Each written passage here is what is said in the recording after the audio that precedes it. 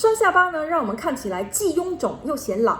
那么今天这个视频呢，就和大家分享怎样使用 Bisso 的 Tone Up Serum 来修饰脸型，减少双下巴。它的方法很简单，清洁抹干了皮肤之后呢，首先使用1个 pump 的 Star Renew Gel 涂抹在下巴和颈项部位来软化角质。那么这一个步骤呢，仅用于晚上。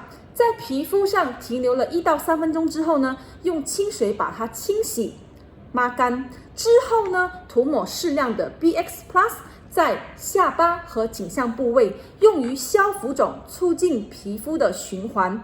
那么之后呢，你就可以涂抹1个 pump 的 Tone Up Serum， 大概是这个量，涂抹在下巴和颈项部位，用来紧实结实皮肤。最后呢，涂抹适量的抗老化面霜。涂抹了之后呢，可以配合简单的引流手法，从下巴引流到耳朵下，可以做5次。